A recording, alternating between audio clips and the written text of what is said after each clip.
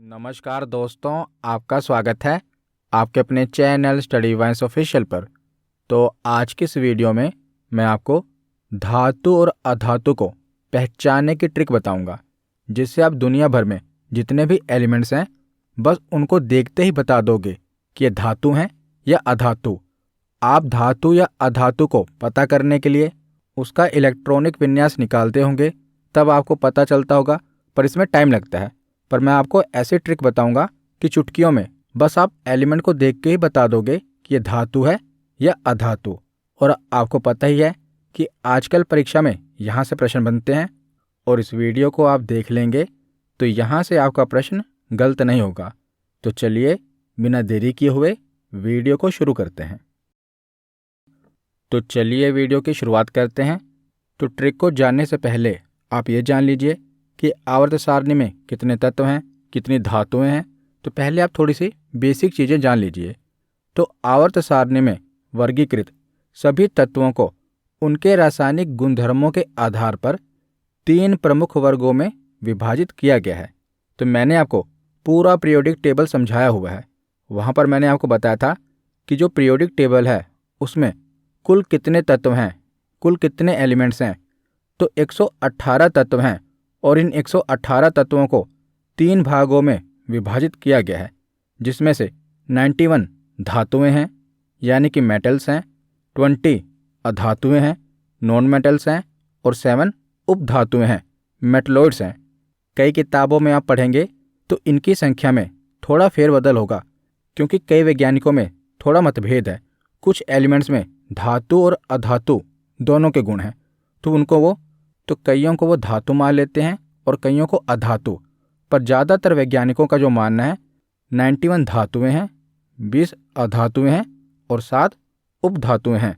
तो पहले हम थोड़ा जान लेते हैं कि धातुएं क्या होती हैं, यानी कि सिंपल इसकी डेफिनेशन क्या है। वैसे तो मैंने आपको धातुएं और अधातुएं डिटेल में पढ़ा दी हैं। अगर आपने इनकी वीडियो नहीं देखी तो प्लेलिस्ट में जाकर ज़रूर देख लेना। मैंने वहाँ पर धातुओं के बारे में भी पढ़ा दिया है और अधातुओं के बारे में भी पढ़ा दिया है। तो धातुएं क्या होती हैं, इसकी परिभाषा क्या है। तो धातुएं सामान्य ताप पर ठोस, चमकदार, आघातवर्धनीय मतलब क्या होता है, जिस पर आघात करके उसे पतली चादरों में परिवर्तित किया जा सके। तो जो धातुएं होती हैं उन पर आघात करके यानी कि हथौड़े से पीटकर उन्हें पतली चादरों में परिवर्तित किया जा सकता है। धातुएं आघातवर्धनीय, लोचशील तथा ऊष्मा एवं विद्युत की सुचालक होती हैं, यानी कि हीट और इलेक्ट्रिसिटी की गुड कंडक्टर होती हैं धातुएं। और अधातुएं क्या होती हैं, इसकी परिभाषा क्या है। तो वे पदार्थ जिनमें धात्विक गुणों का अभाव हो वे अधातुएं कहलाती हैं। तो अधातुएं भौतिक स्वरूप एवं रासायनिक संरचना दोनों ही आधार पर धातुओं से अलग होती हैं। जो अधातुएं होती हैं ये सामान्यतः चमक विहीन होती हैं। धातुएं जो होती हैं वो चमकदार होती हैं और अधातुएं चमक विहीन होती हैं। और जो ये अधातुएं होती हैं ये नॉर्मली मुलायम होती हैं और भंगुर होती हैं। भंगुर का मतलब क्या होता है, जिसको हम पीसकर उसका चूर्ण बना सकें उसे भंगुर कहते हैं।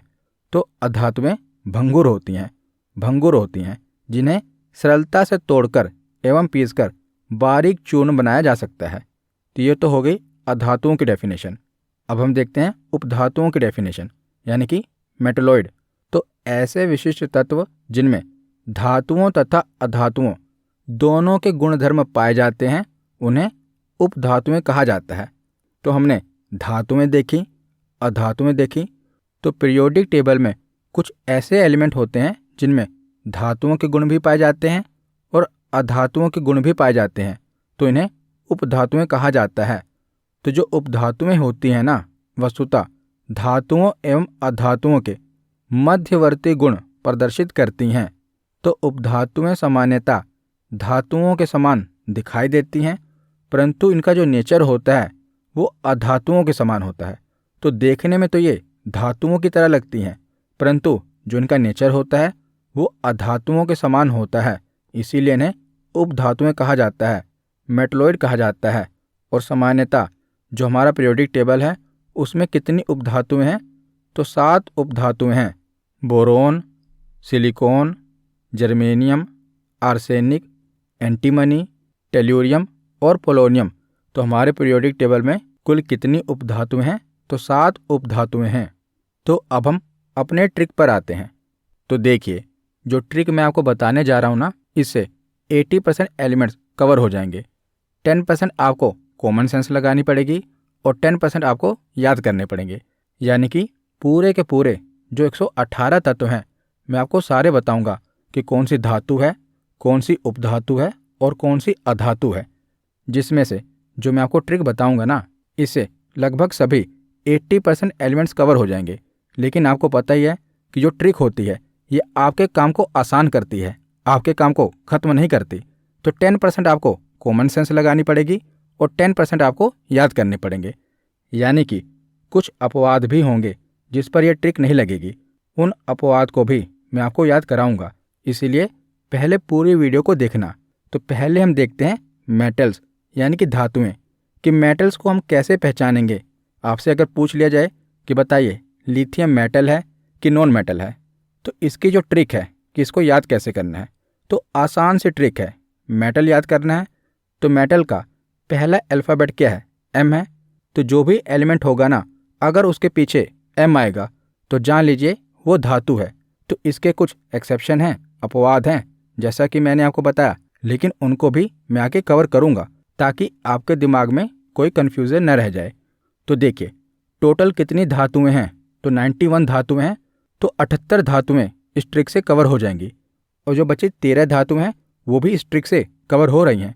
पर कैसे होंगी वो आगे मैं आपको बताऊंगा। तो इसकी ट्रिक क्या है? आसान है। तो मेटल का पहला अल्फ़ाबेट क्या है? एम। तो जो भी एलिमेंट होगा, जैसे एल्यूमिनियम का आखिरी अल्फ़ाबेट क्या है? तो एल्यूमिनियम का आखिरी अल्फ़ाबेट है एम। अगर हम हिंदी में भी देखें तो जो भी हम तत्व लिखेंगे ना, अगर उसके पीछे यम आएगा तो वो क्या होगी? धातु होगी। तो आपको पता ही है कि जो ये नाम लिखा होता है इसी को हम हिंदी में लिख देते हैं। जैसे लिथियम है तो लिथियम को हिंदी में लिथियम ही लिखेंगे। तो जिसके पीछे यम आएगा वो धातु होगी, और इंग्लिश में जिसके पीछे एम आएगा तो मेटल, तो उसके पीछे एम। जैसे देखिए, लिथियम के पीछे क्या है? एम, तो ये धातु है। बेरिलियम के पीछे क्या है? एम है, तो ये भी धातु है। सोडियम के पीछे क्या है? एम है। तो देखिए, एलिमेंट को देखते ही आपको पता चल जा रहा है ना कि ये क्या है, तो ये धातु होगी। तो इसी प्रकार आप देख रहे हैं ये टोटल कितनी धातु हैं? ये टोटल 78 धातु हैं। जैसे कुछ उदाहरण आप यहाँ भी देख लीजिए, ओस्मियम, इरिडियम, प्लेटिनम, सबके पीछे आप देख रहे हैं क्या है? एम है। इसीलिए मैंने इस अल्फ़ाबेट को हाईलाइट भी कर दिया है। तो मेटल के पीछे क्या होगा? तो कौन सा एलिमेंट मेटल होगा जिसके पीछे एम होगा? तो जैसा कि मैंने आपको बताया कि 80% तो ट्रिक से याद हो जाएगा और 10% कॉमन सेंस लगानी पड़ेगी और 10% आपको याद करना पड़ेगा। तो अब बात आ गई कॉमन सेंस की। तो ये कुछ अपवाद हैं जिनके पीछे एम नहीं है फिर भी ये धातुएं हैं, जैसे गोल्ड, सिल्वर, आयरन। आप देखेंगे कि इनके पीछे एम नहीं है, फिर भी अगर आप कॉमन सेंस लगाएं तो बताइए, गोल्ड यानी कि सोना धातु है कि अधातु? तो जाहिर सी बात है, सोना हो, चांदी हो, लोहा हो या तांबा हो, ये क्या होती हैं? धातुएं ही होती हैं। और वैसे भी देखेंगे तो जो मैंने ट्रिक बनाई है ना, वो यहाँ पर भी काम कर रही है। कैसे? तो जितने भी एलिमेंट्स हैं ना, इनका आपको पता है एक सिंबल होता है। तो जैसे पीछे हमने क्या पढ़ा था? लिथियम। तो लिथियम का सिंबल क्या है? Li। तो पहला जो अल्फ़ाबेट होता है इस सिंबल का वो कैपिटल होता है। Li में L कैपिटल होगा और जो दूसरा अल्फ़ाबेट होगा वो स्मॉल होगा। तो Li का L कैपिटल है और जो I है वो स्मॉल है। तो लिथियम का Li लिया गया है तो वही इसका सिंबल है। बेरिलियम का Be लिया गया है। तो उसी प्रकार आप देखेंगे कि सिंबल कहाँ से लिए जाते हैं। तो जो भी ये एलिमेंट्स है ना, तो ज़्यादातर इनके जो लैटिन नेम है ना, लैटिन नेम से ही इनके सिंबल लिए जाते हैं। तो जैसे आप देखेंगे कि गोल्ड का लैटिन नेम क्या है? तो गोल्ड का लैटिन नेम ओरम है और कई बार रेलवे में प्रश्न पूछा गया है। तो ये जो तत्व हैं इनके लैटिन नेम भी पूछे जाते हैं। तो गोल्ड का क्या है? ओरम। और ओरम के पीछे भी आप देखेंगे तो जो अल्फ़ाबेट है वो एम है। तो यहाँ पर भी मेरी ट्रिक एक तरह से काम कर रही है। तो आप इसका सिंबल भी देखेंगे तो गोल्ड का सिंबल क्या होता है? AU होता है, क्योंकि इसका लैटिन नेम ओरम है। जैसे सिल्वर का लैटिन नेम क्या है? तो इसका लैटिन नेम अर्जेंटम है, और अर्जेंटम में भी आप देखेंगे कि पीछे क्या है, एम है। आयरन का लैटिन नेम क्या है? तो फेरम, फेरम में भी पीछे एम है। कॉपर का लैटिन नेम क्या है? क्यूपरम, इसके पीछे भी एम है। लेड, लेड यानी कि सीसा, इसका लैटिन नेम क्या है? तो प्लम्बम, इसके पीछे भी एम है। टिन का लैटिन नेम क्या है? स्टेनम, इसके पीछे भी एम है। कोबाल्ट का कोबाल्टम, निकेल का निकोलम, जिंक का जिंकम, मर्क्यूरी का हाइड्रार्जियम, बिस्मथ का बाइस्म्यूटम और टंगस्टन का वुल्फ्रेम। तो जितने भी ये लैटिन नेम है ना, यहाँ से भी प्रश्न बने हैं। जैसे पूछा जाता है कि लेड का लैटिन नेम क्या है, टंगस्टन का लैटिन नेम क्या है, तो ये लैटिन नेम भी आपको पता होने चाहिए, क्योंकि ये भी पूछे जाते हैं। तो यहाँ से भी आप देख रहे हैं कि ट्रिक काम कर रही है। और अगर आपको नहीं भी याद रहता तब भी कॉमन सेंस लगाइए कि सोना क्या है? तो धातु है, चांदी भी धातु है, लोहा भी धातु ही होती है, और तांबा भी धातु होती है। क्योंकि अगर आप केमिस्ट्री पढ़ रहे हैं तो इतना तो आपको पता होना ही चाहिए। तो टिन क्या होती है? टिन भी धातु है। कोबाल्ट, निकेल, जिंक, ये सब धातु हैं। और जो मर्क्यूरी है यानी कि पारा है, ये आपको पता होगा कि इकलौती ऐसी धातु है जो सामान्य ताप पर द्रव अवस्था में पाई जाती है। ये मैंने आपको पढ़ाया है ना कि जो पारा है ये नॉर्मल टेम्परेचर पर द्रव अवस्था में पाई जाती है। तो ये तो आपको याद रहेंगे। लेकिन एक ऐसी धातु है जो है तो धातु, लेकिन उसके पीछे एम अल्फ़ाबेट नहीं है। तो वो कौन सी है? तो मैंगनीज़। ये आपको याद करनी पड़ेगी। तो ये वाली धातु आपको याद करनी पड़ेगी कि जो मैंगनीज़ है वो भी धातु है। तो धातु के बाद अब हम अधातु की ट्रिक देखते हैं, यानी कि नॉन मेटल की ट्रिक देखते हैं। तो मेटल में हमने देखा कि जो अल्फ़ाबेट था वो एम था। तो नॉन मेटल में क्या है? शुरुआत किससे हो रही है? एन से। तो जो भी एलिमेंट होगा जिसके पीछे एन होगा ना, वो क्या होगी? अधातु होगी। तो कितना आसान है। मेटल में एम से शुरू हो रहा है, तो जो भी एलिमेंट होगा जिसके पीछे एम है वो धातु है। और नॉन मेटल में एन से शुरू हो रहा है, तो जो भी एलिमेंट होगा जिसके पीछे एन होगा वो अधातु होगी। और ध्यान रखिएगा, एन और एन दोनों हो सकते हैं, क्योंकि इनके उच्चारण में यानी इनकी प्रोनाउंसिएशन में फ़र्क नहीं पड़ता। दोनों में आप देखेंगे हाइड्रोजन में क्या है? एन है, तब भी हम ना ही बोल रहे हैं हाइड्रोजन। ब्रोमीन में क्या है? एन ई है, फिर भी इसको हम प्रोनाउंस कैसे कर रहे हैं? ब्रोमीन, यानी इसके पीछे भी ना है, हाइड्रोजन के पीछे भी ना है। तो हिंदी में देखेंगे तो जिसके पीछे ना आएगा वो अधातु होगी। और इंग्लिश में देखेंगे तो एन या एन ई, और दोनों की प्रोनाउंसिएशन सेम ही है।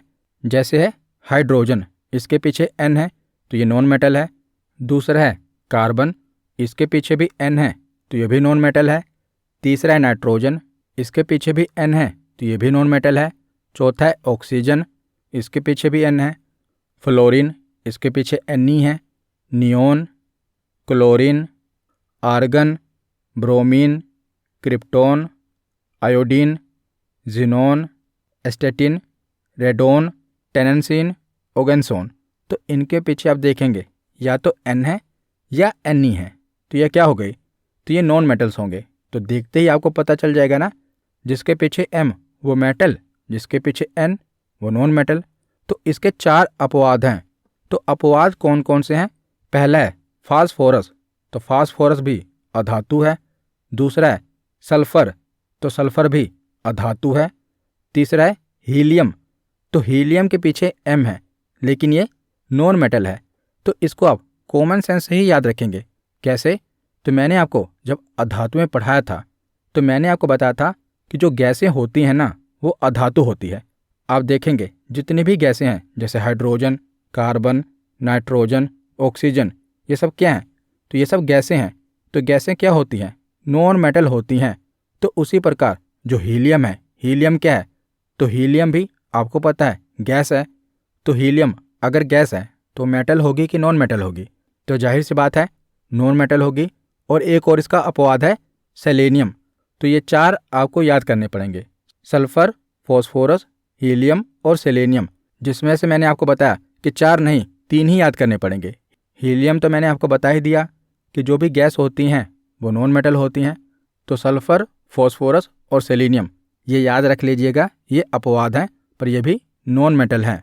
तो मेटल भी हो गया, नॉन मेटल भी हो गया। अब हम मेटलॉइड देखते हैं यानी कि उपधातुएं देखते हैं, तो लास्ट में हम टेस्ट भी लगाएंगे और देखते हैं कि आप पहचान पाते हैं कि नहीं।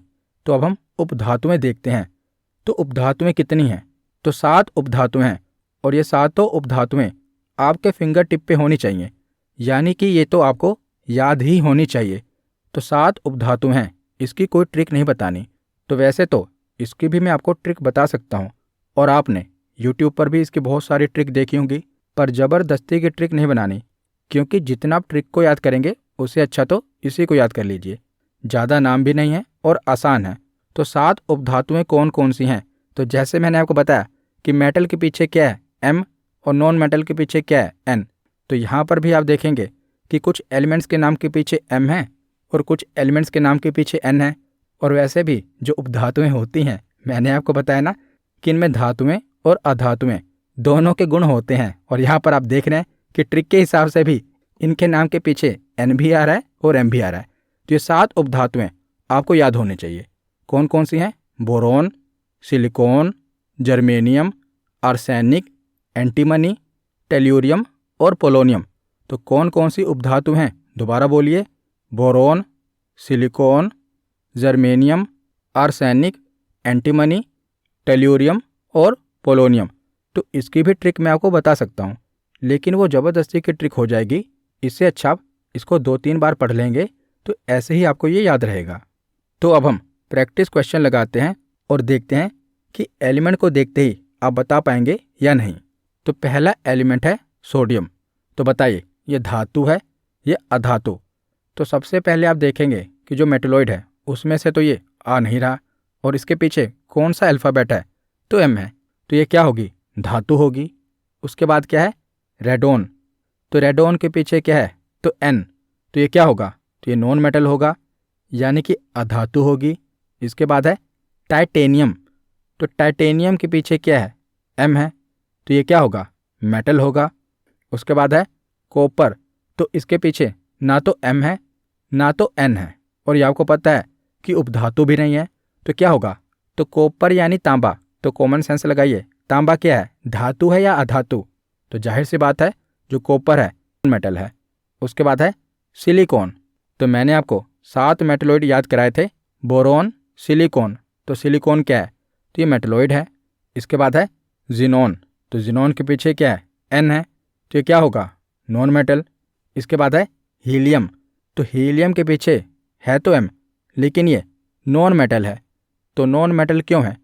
तो मैंने आपको बताया कि जो भी गैसें होती हैं वो क्या होती हैं? अधातु होती हैं, नॉन मेटल होती हैं। तो हीलियम के पीछे है तो M, लेकिन ये गैस है तो ये नॉन मेटल होगी। हीलियम के बाद है रुबिडियम। तो रुबिडियम के पीछे क्या है? M। तो ये क्या होगी? मेटल। उसके बाद है जिरकोनियम। इसके पीछे भी M है, तो ये भी मेटल होगी। इसके बाद है ब्रोमीन। तो इसके पीछे Ne है। तो मैंने आपको बताया चाहे N हो या Ne हो तो वो क्या होगा? नॉन मेटल होगा। तो 10 में से आपके कितने प्रश्न सही हुए कमेंट में ज़रूर बताना। तो आज की ये वीडियो यहीं पर ख़त्म होती है। कैसी लगी ये वीडियो कमेंट सेक्शन में ज़रूर बताना। धन्यवाद।